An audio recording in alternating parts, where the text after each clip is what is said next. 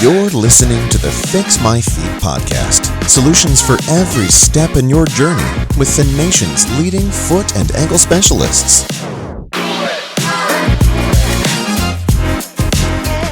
Hey everybody, welcome back to the Fix My Feet podcast. I'm Dr. David Waters, foot and ankle surgeon, physician. Also Dr. Evan Leonard's foot and ankle surgeon, physician. Our physician's assistant, Ashley Anderson.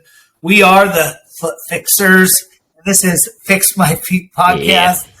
Yeah, here to talk about something that is super common in the foot and ankle world, and that is, what is it, Ashley? Ingrown toenails. Ingrown toenails. This is super common, though. Your teenagers, I bet you that like at least 10 people listen to this, their teenagers have ingrown toenails right now. Somehow, some way. They're keeping their shoes and socks on so you don't find out. That's what's going on because they don't want to come in and get them taken care of because they watch YouTube videos about what happens when you got to take care of these things and the whole process. But we're here to kind of...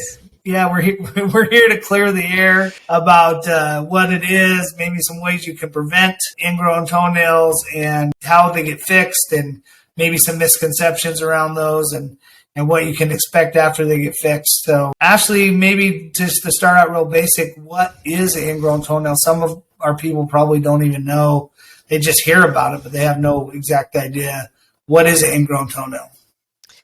So an ingrown toenail is either...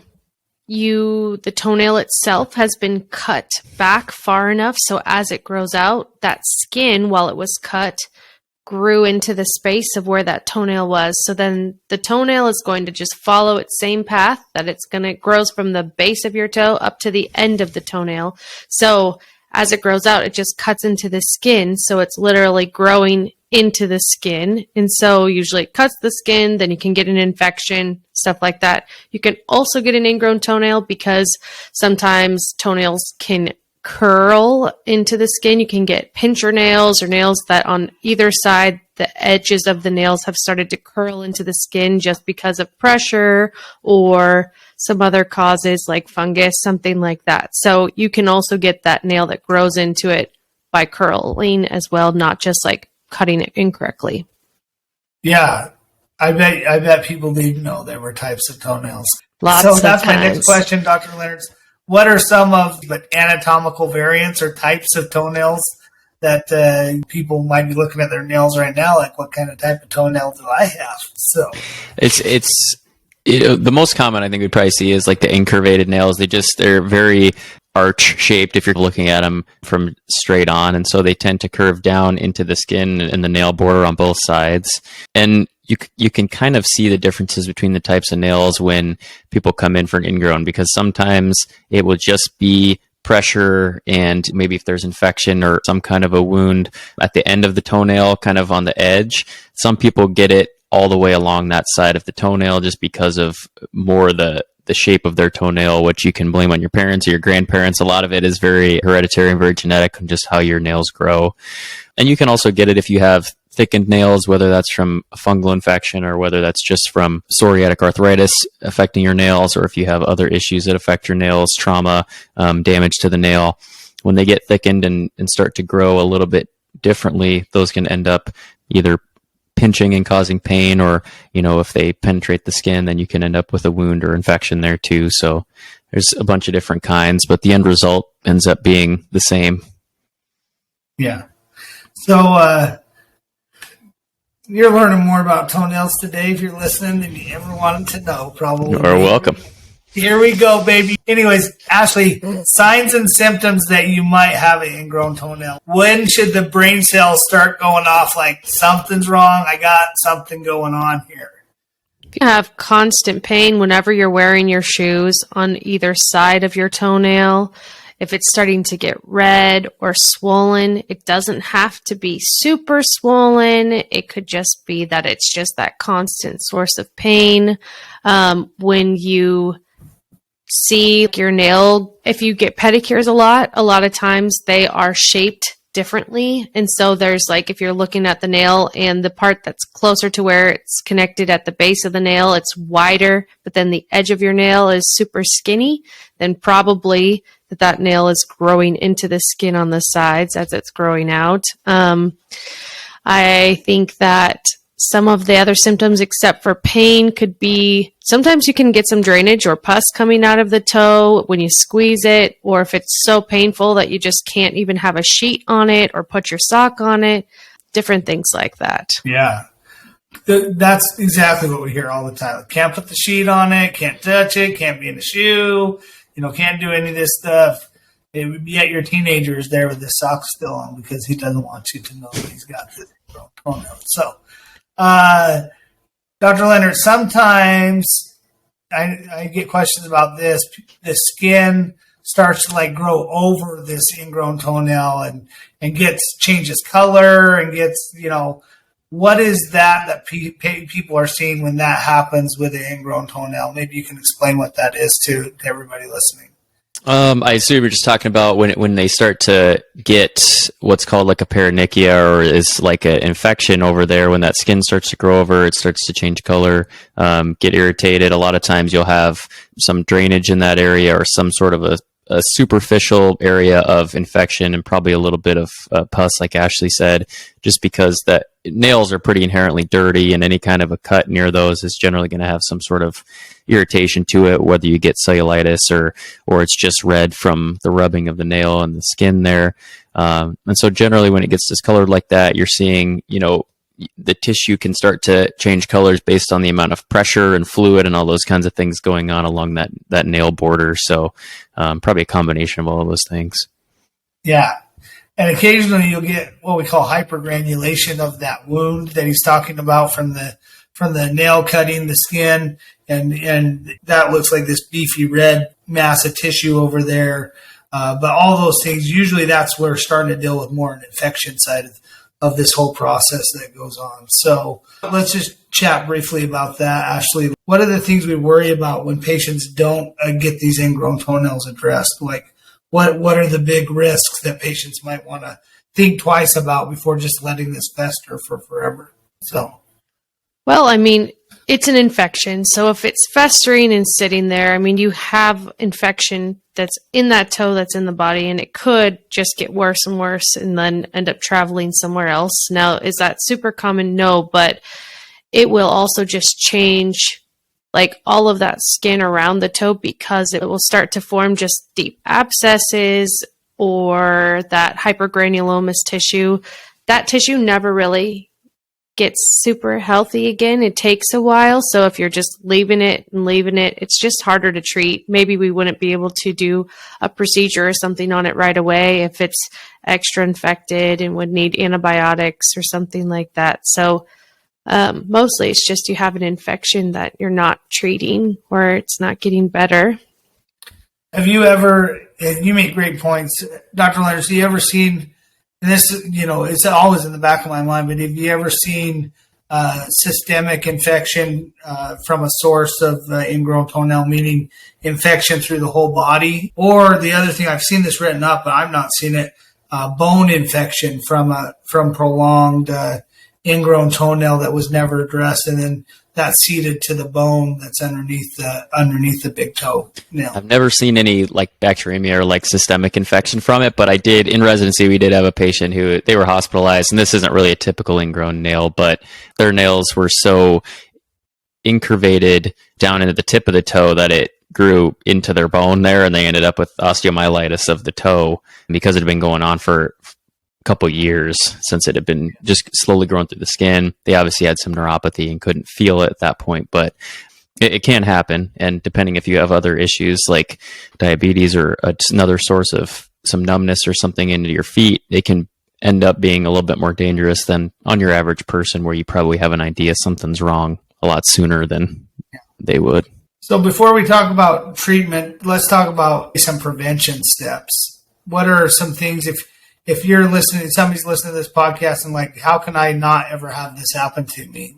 What are some things, Ashley and then Evan, that you could do, one or two things each, to maybe prevent getting ingrown toenails?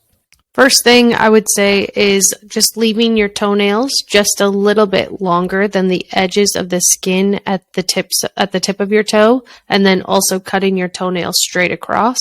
And I think sometimes for specific people who get or prone to ingrowns just at the end of the nail in the corners. Sometimes, like Ashley said, if you can keep it that length, that's great. If you happen to trim it shorter than that and it's growing out, sometimes if you place like a little piece of cotton or something underneath the edge of the nail so that it has a kind of a buttress to grow over before it gets to the skin, then that can help prevent these from forming in those areas. But sometimes you're just unlucky and you're going to probably get ingrown nails regardless of what you do. So some people just kind of fall into that category, but otherwise, yeah, it's just about kind of routine maintenance and making sure that they're an appropriate length and an appropriate shape.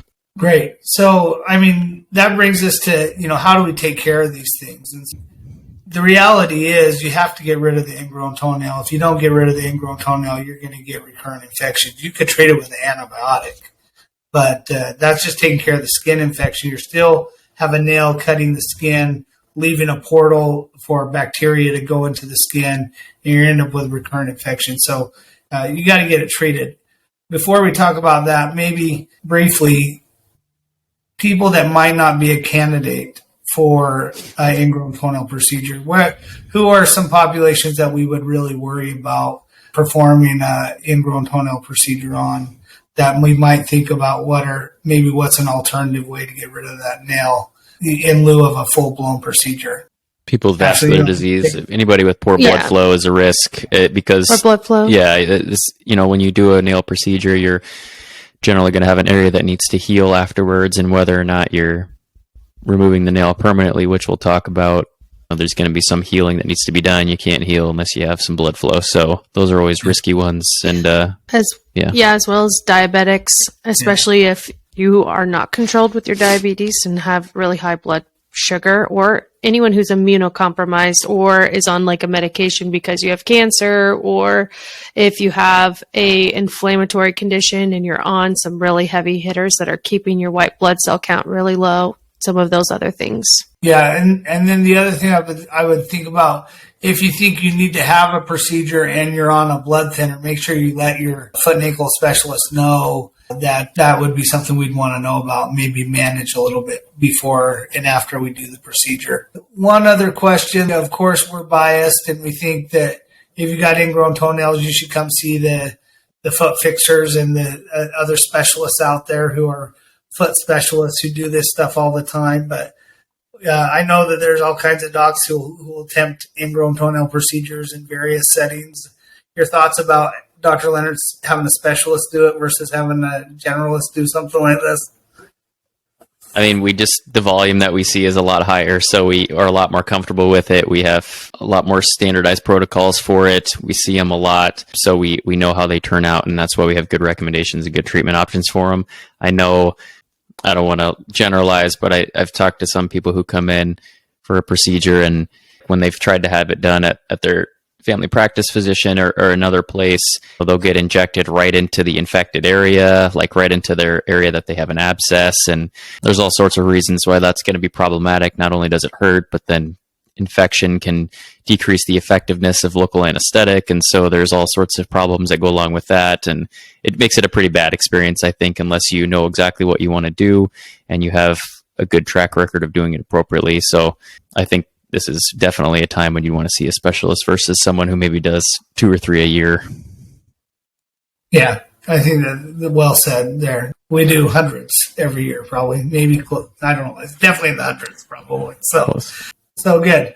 Let's talk about the end goal is treatment here. It involves a procedure. It's usually done in the clinic.